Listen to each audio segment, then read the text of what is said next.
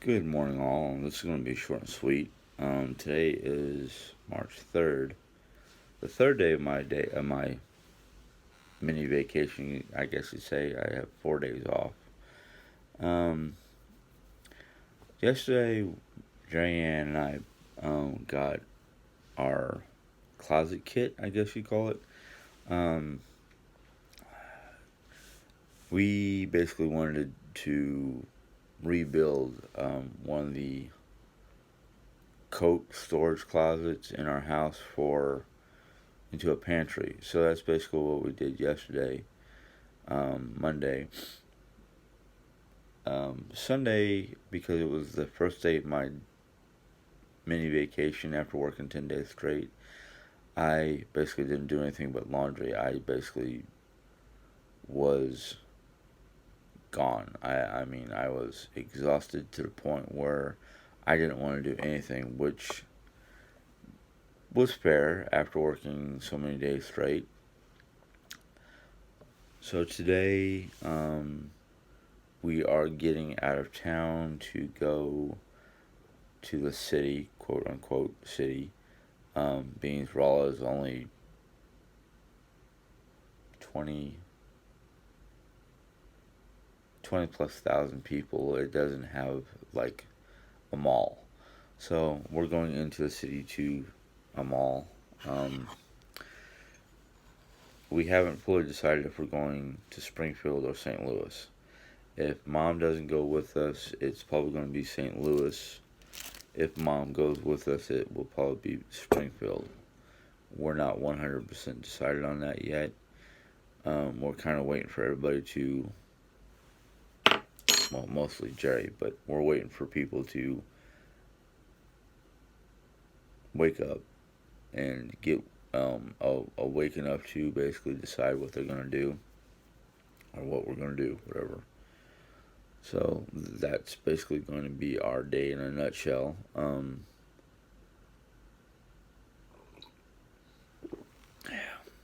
If we go to Springfield, I know where I want to go and what I want to do. If we go to St. Louis, Diane's talking about going to Chesterfield Mall and a couple Dollar Trees. Since I don't know St. Louis well enough to know where I want to go. I just hope that wherever we go or whatever area we go to has at least a bookstore.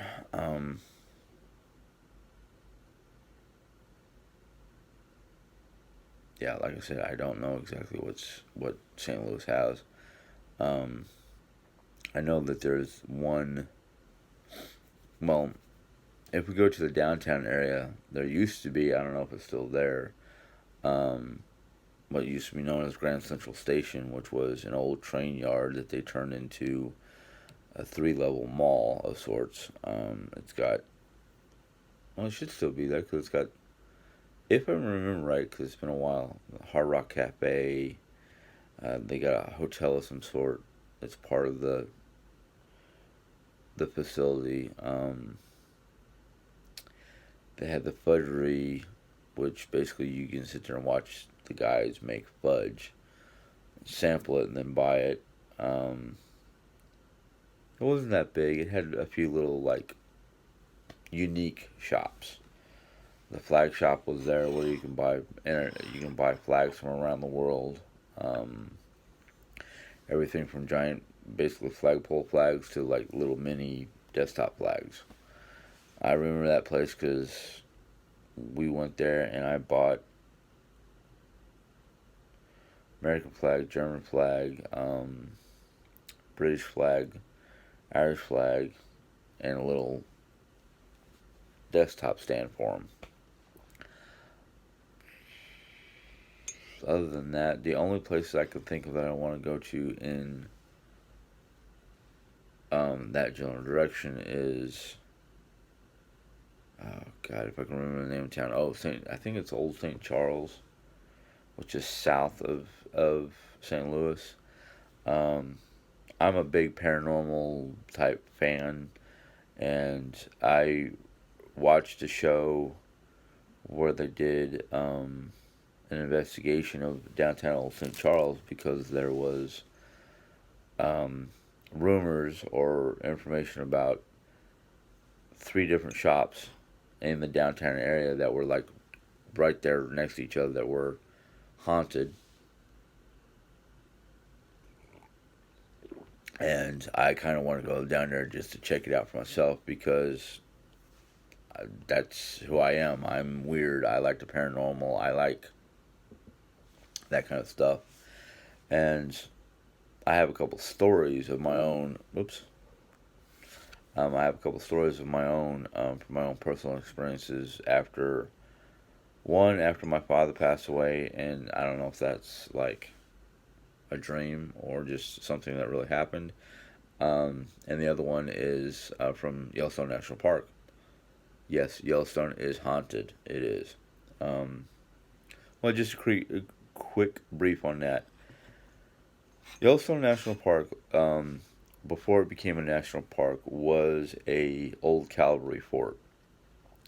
Some of the one of the building, well, actually, one of the buildings and a couple of the army barracks are still intact and in use, except for the one office building, which is very old and was not kept up once the park became an official park. Um, but the hotel at Mammoth Hot Springs, which is the first stop coming from the north from Gardner, the fourth floor of the hotel is never used. It's never, nobody wants to be up there. Um, Nobody even gets a room up there. The reason why is, according to stories and people who worked there throughout the generations, used to tell stories about how on the fourth floor you can hear a little girl playing, and you hear like a little rubber ball bouncing down the hall. That's real. I experienced it. And the story is that that particular floor housed a doctor during a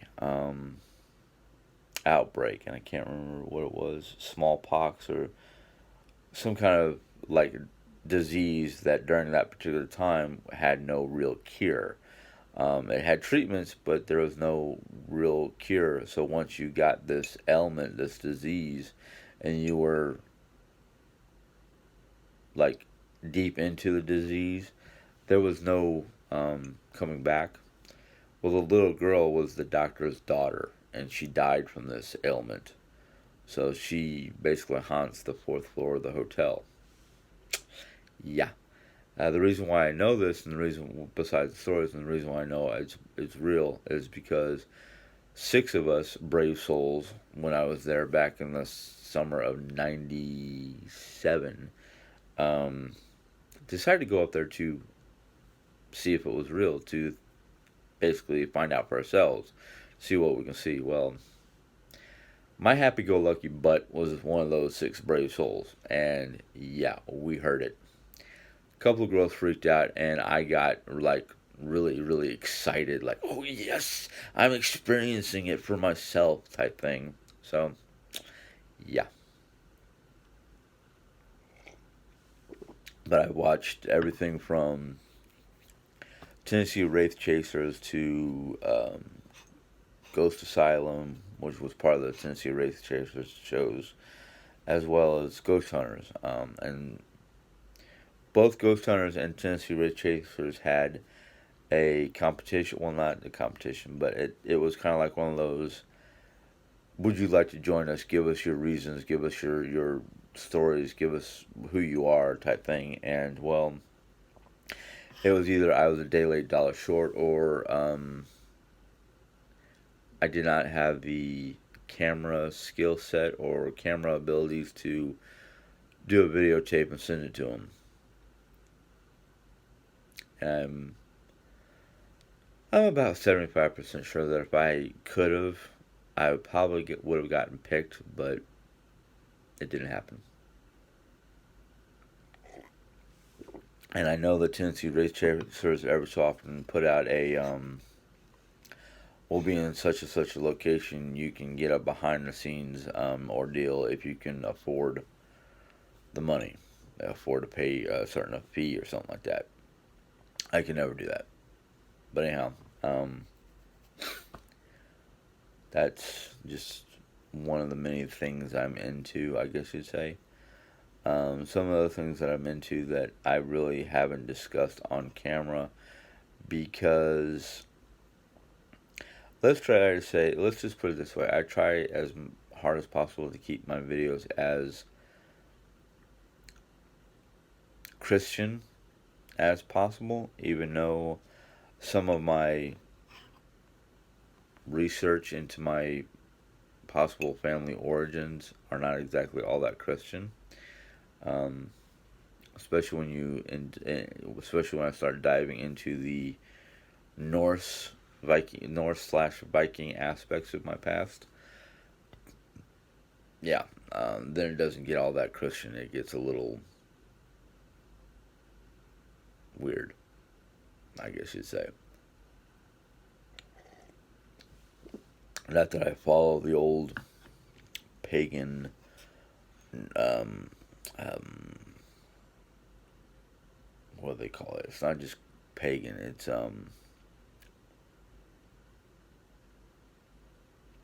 Odism, I guess you'd say Odism. Following Odin and the old Norse gods. No, I don't. I don't get that dark. Well, I wouldn't even call it dark because if you really look at the old Norse beliefs and whatnot, it's not all about violence and death and war or anything like that. They have a lot of. Okay, well, let's just put it this way. Quick brief. When people think of Vikings, they think of the old raiders. Some people even think Vikings have the helmets with the big horns. No. Or the wings. No. That's all Hollywood. Um, if you were to go into a museum and look at old helmets and armor and breastplates and whatnot from a European museum that had the collections of the time, you would not see any Nordic armor with wings or horns or anything like that. That's Hollywood. The Norsemen were seafaring people. Viking is a term in more of what a action is, and not a group of people. The term Viking means raider. So when the Norsemen went out and did a raid, people would call it Viking. Um, the true Norsemen were farmers, traders, craftsmen. The men who went out for the raids to be Viking, they went out to raid and pillage for treasures, gold, silver, exotic items. And a lot of times they weren't just going out to raid and pillage, they were going out to collect wood and collect materials for the craftsmanship, not just for the factor of, ooh, they've got something shiny, let's go steal it. No. Yes, they did that on a lot of European coastlines, but they also were in search for locations for settlements so they can farm wood, cut down wood, farm wood, look for what they call bog ore, which was a iron ore that was found in bogs and riverbeds, places like that. They weren't miners. They